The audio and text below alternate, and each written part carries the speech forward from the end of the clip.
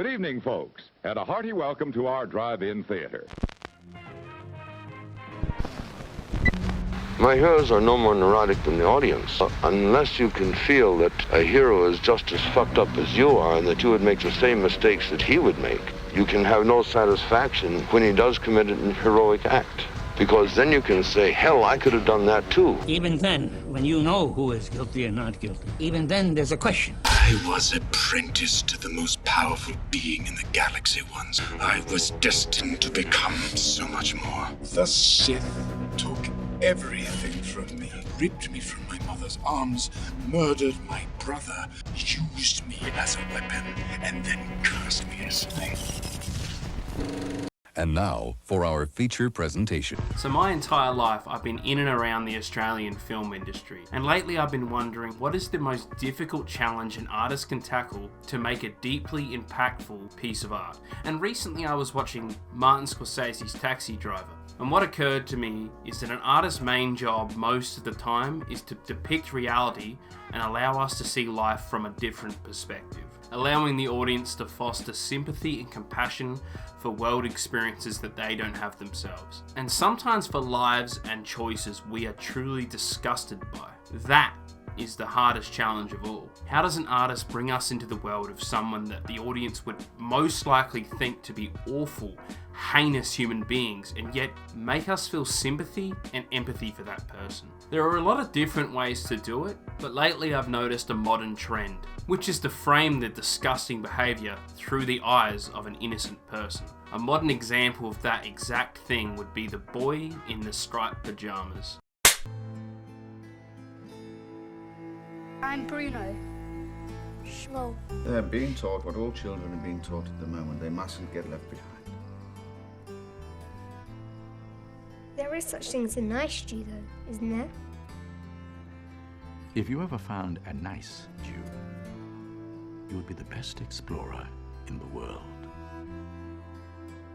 Man, if it wasn't for history, we wouldn't all be sitting around this table. The work your father is doing here. History in the making. We have to. They took a lot of the clothes away. Who did? The soldiers. The soldiers? Why? Do you know this too? No. I just walked in and he was helping himself. I've never seen him before in my life.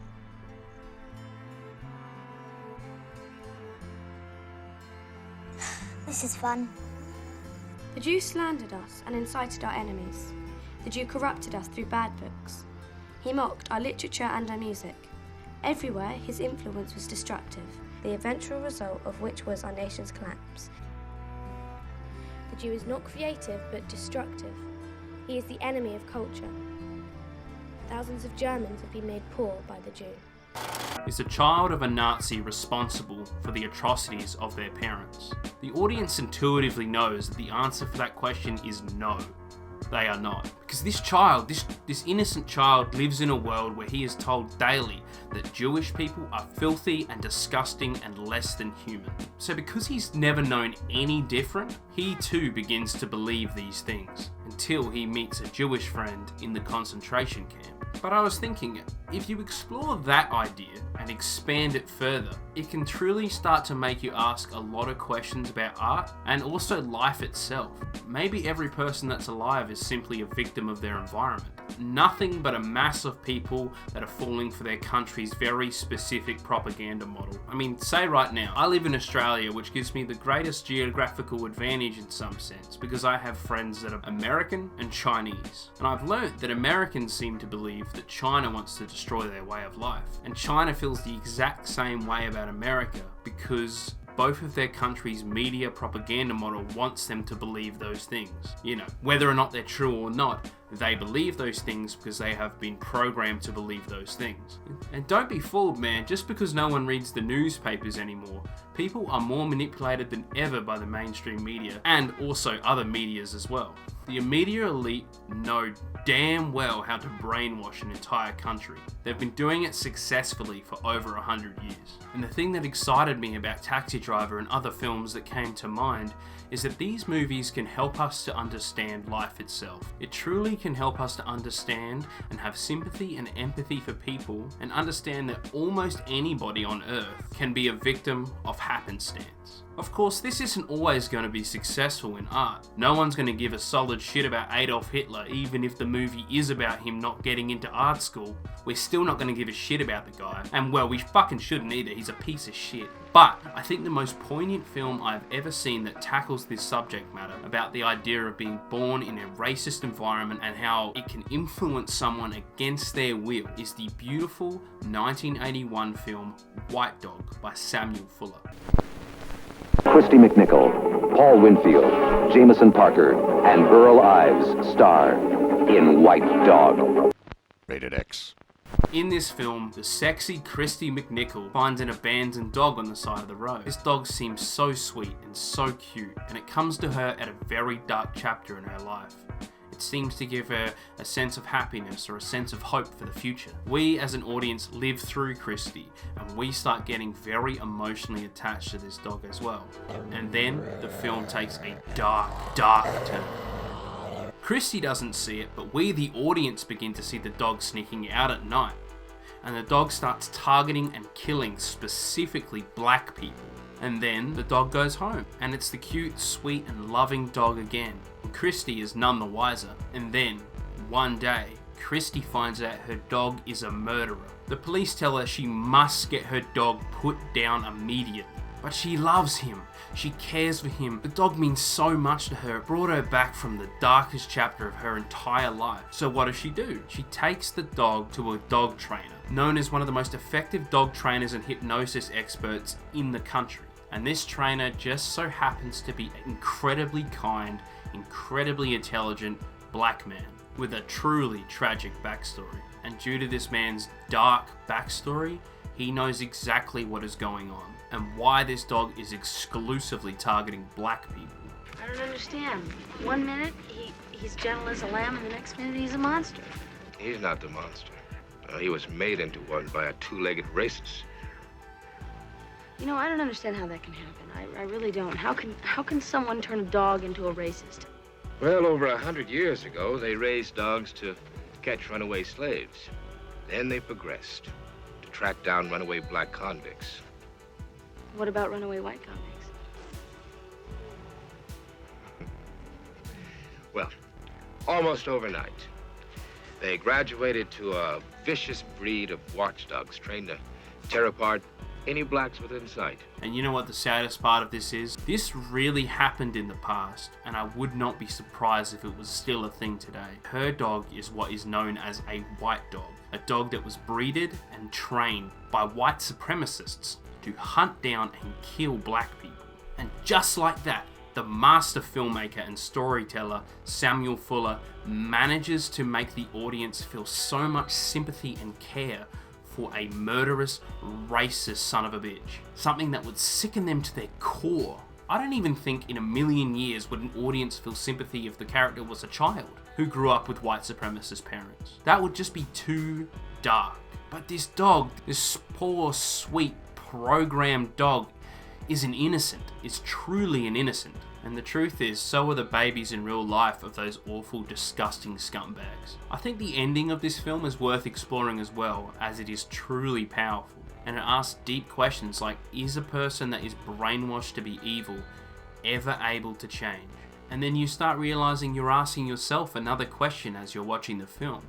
A question that you'd normally be far too uncomfortable to even consider. How responsible is someone that grew up in an environment filled with hate to know any better? And before I go any further, I do want to state, I'm not saying in real life we as people should have any sympathy for racism or racists. I'm not going fucking full Kanye here. I see good things about Hitler also. What I'm saying, these are foul, disgusting human beings that don't deserve our sympathy. But we need art that allows us to explore these questions. This film in many ways discusses something that one of my favourite authors and civil rights leaders, James Baldwin's most interesting takes. But what is happening in the poor woman, the poor man's mind, is this. They've been raised to believe, and by now they helplessly believe, that no matter how terrible their lives may be, and their lives have been quite terrible. And no matter how far they fall, no matter what disaster overtakes them, they have one enormous knowledge and consolation, which is like a heavenly revelation. At least they are not black. Now, I suggest that of all the terrible things that can happen to a human being, that is one of the worst. I suggest that what has happened to white Southerners is in some ways, after all, much worse than what has happened to Negroes there.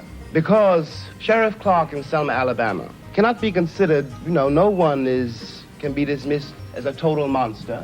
I'm sure he loves his wife, his children. I'm sure that, he likes to get drunk. He's, after all, one's got to assume, and he is visibly a man like me. But he doesn't know what drives him to use the club, to menace with the gun, and to use the cattle prod. Something awful must have happened to a human being to be able to put a cattle prod against a woman's breast, for example. What happens to the woman is ghastly. What happens to the man who does it is in some ways much, much worse. One of the most ignored tragedies of the Deep South racism was not just how black people were treated in the Deep South, but also the brutal and dark brainwashing of the white men and women living in the region, not even aware of the extent of their programming. And even more controversially, he said this. He, in his book, talks about slavery itself and how he believed that the slave owners did truly believe the concept of all men created equal, but they had to brainwash themselves and convince themselves that black people were inferior and not people at all, so that they could destroy the guilt that they felt every day making these people suffer. James Baldwin said something that I'd never heard said before, is that the cure for hatred is not just enforcing change, it is understanding the source of where that hatred comes from. And that is a profound thing to think about. And that is why it is so fucking important that art continues to explore these controversial topics. And I genuinely believe that the more that art and other things explore these topics, the more we allow those on the brink to be willing to change. Take Megan Roper, for example. Megan was a child born into the Westboro Baptist Church.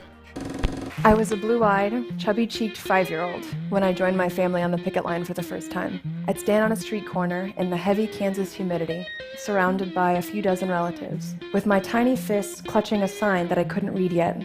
Gays are worthy of death. Our protest soon became a daily occurrence and an international phenomenon. And as a member of Westboro Baptist Church, I became a fixture on picket lines across the country.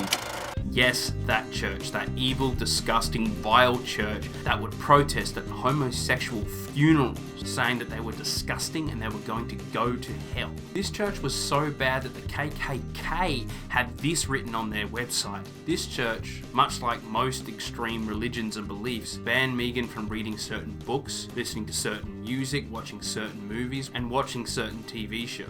They purposely limited her access to information to keep her brainwashed and within the religion. And yet, some slip through the cracks. Some are, and the internet, and some people that reached out with kindness, challenging her beliefs with kindness, helped her to realize that she had been brainwashed her entire life. The end of my anti-gay picketing career, and life as I knew it, came 20 years later, triggered in part by strangers on Twitter who showed me the power of engaging the other.